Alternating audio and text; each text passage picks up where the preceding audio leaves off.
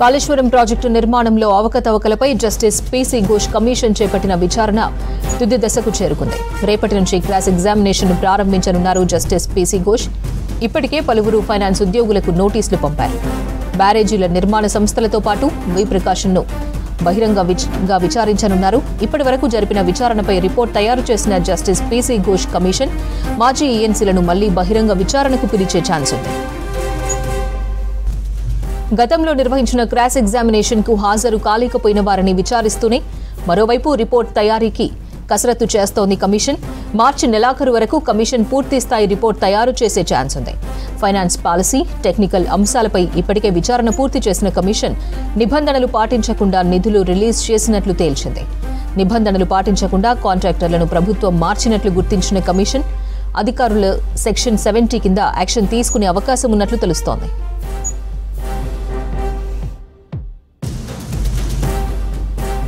కాళేశ్వరంపై Ghosh commission విచారణకు సంబంధించిన updates Yadagiri live లో అందిస్తారు. యాదగిరి, కమిషన్ విచారణ డీటెయిల్స్ ఏంటి?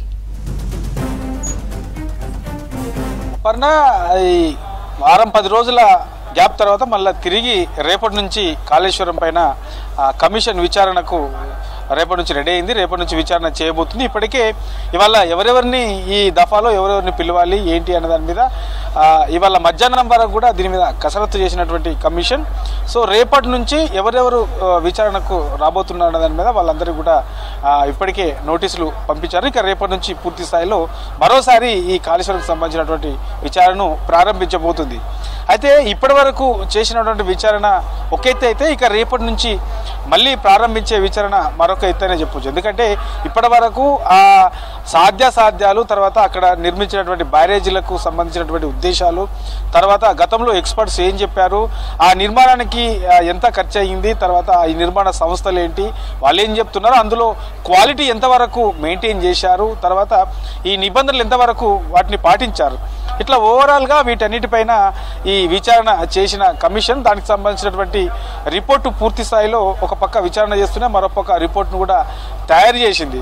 ఇక రేపటి నుంచి చేసే దాంట్లో రేపటి నుంచి కొంతమంది ఈ ఆర్థికపరమైనటువంటి అంశాల విషయంలో, అంటే ఇప్పటివరకు చేసినటువంటి ఈ విచారణలో ఈ ఆర్థికపరమైనటువంటి అంశాలలో కొన్ని తప్పిదాలు జరిగాయి, కొన్ని తప్పుదో పట్టించారు, తర్వాత చెప్తున్న లెక్కలు, తర్వాత వాస్తవంగా గ్రౌండ్ లెవెల్లో ఉన్నటువంటి లెక్కలు, తర్వాత అధికారులు చెప్తున్న తీరు, ఇట్లా 3-4 కోణాల్లో చూస్తే ఇవన్నీ కూడా పొందలేని సందర్భాలు కొన్ని కనబడుతున్నాయి, పొందన లెక్కలు కూడా కొన్ని కనబడుతున్నాయని చెప్పేసి కమిషన్ ఒక అంచనాకు వచ్చినట్టు తెలుస్తూ ఉన్నది. కాబట్టి ఈ ఆర్థిక పరమైనటువంటి అంశాల మీద పీసీ ఘోష్ కమిషన్ కొంత ఫోకస్ ఎక్కువగానే పెట్టింది. ఇక రేపటి నుంచి కొంతమంది ఫైనాన్స్ రిలేటెడ్గా ఉన్నటువంటి అధికారులను పిలిచి మరోసారి క్రాస్ ఎగ్జామ్ చేసే అవకాశం ఉంది.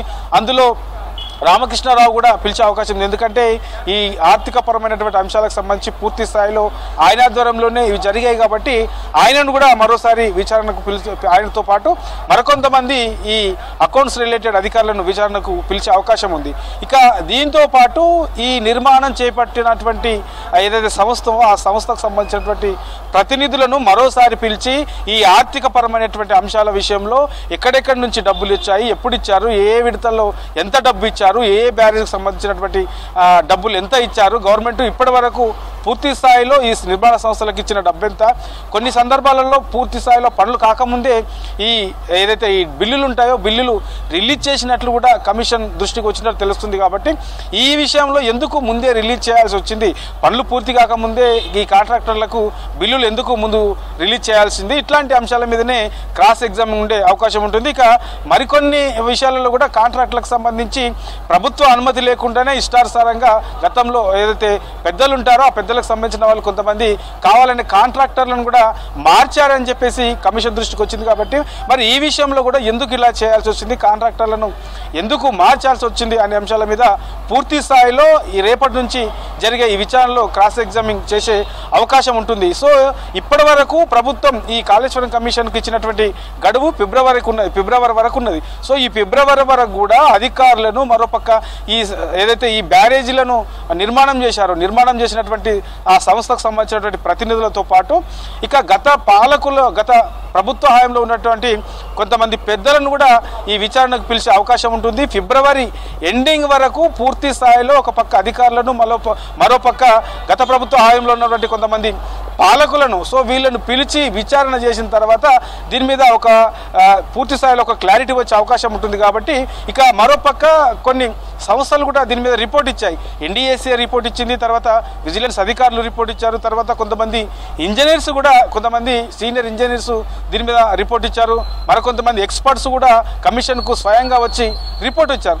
సో వీటన్నిటిని దృష్టిలో పెట్టుకొని ఈ కమిషన్కి సంబంధించినటువంటి ఆధ్వర్యంలో కొనసాగుతున్నటువంటి ఈ విచారణలో అధికారులు ఏం చెప్తున్నారు, తర్వాత ఆ నిర్మాణం చేపట్టినటువంటి ఆ సంస్థకు సంబంధించిన వాళ్ళు ఏం చెప్తా ఉన్నారు, ఇప్పటి వరకు వివిధ సంస్థలు చేసినటువంటి నివేదికలు ఏం చెప్తా ఉన్నాయి, ఇట్లా ఓవరాల్గా వీటన్నిటి మీద కమిషన్ స్టడీ చేస్తుంది. ఒక పక్క విచారణ చేస్తూనే మరో పక్క ఈ ఎవరెవరు ఏం చెప్తా ఉన్నారు, అసలు ఏం జరిగింది, పూర్తి స్థాయిలో ఈ కాళేశ్వరంలో ఏం జరిగింది అనే దాని మీద ఒక పక్క రిపోర్టు తయారు చేస్తున్న సిచ్యువేషన్ అయితే మనకు కనబడతా ఉన్నది. సో ఓవరాల్గా ఈ ఫిబ్రవరి ఎండింగ్ వరకు రిపోర్టుకు సంబంధించి ఒక క్లారిటీ వచ్చే అవకాశం ఉంటుంది. తర్వాత పూర్తి స్థాయిలో ఈ 3 బ్యారేజీల్లో ఏం జరిగింది, గత ప్రభుత్వ హయాంలో ఏమేమి తప్పిదాలు జరిగాయి, అధికారుల పాత్ర ఎంత ఉంది, పాలకుల పాత్ర ఎంత ఉంది, ఈ ఆర్థిక పరమైనటువంటి అంశాలలో ఎలాంటి తప్పిదాలు జరిగాయి, ఎవరెవరి పాత్ర ఉంది, ఇట్లా ఓవరాల్గా దీని మీద ఒక క్లారిటీ వచ్చే అవకాశం ఉంటుంది. ఇక మార్చి ఎండింగ్ వరకు, ఎందుకంటే ఫిబ్రవరి వరకే ఈ ప్రభుత్వం గడువు ఇచ్చింది కాబట్టి మరో నెల లేదంటే 2 నెలలు తప్పనిసరిగా గడువు పెంచాల్సిన అవసరం అయితే ఉంటుంది. ఎందుకంటే ఇది ఎండింగ్ వచ్చింది, రిపోర్ట్ కూడా తయారు చేయాల్సిన అవసరం ఉంటుంది కాబట్టి ఫిబ్రవరి వరకు పూర్తి స్థాయిలో క్రాస్ ఎగ్జామినింగ్ చేసి ఎవరెవరిని పిలవాలి ఏంటి అట్లా పూర్తి స్థాయిలో వాళ్ళ అభిప్రాయాలు తీసుకున్న తర్వాత మార్చి ఎండింగ్ లోపు ఈ ఏదైతే ఈ కాళేశ్వరంకి సంబంధించినటువంటి కమిషన్ ఈ క్రాస్ ఎగ్జామినింగ్ చేస్తుందో దీనికి సంబంధించి అసలు ఏం జరిగింది అనేది ఒక ఫైనల్ రిపోర్టు మార్చి ఎండింగ్ లో ఇచ్చే అవకాశం అయితే ఉంటుంది. అపర్ణ. రైట్ యాదగిరి.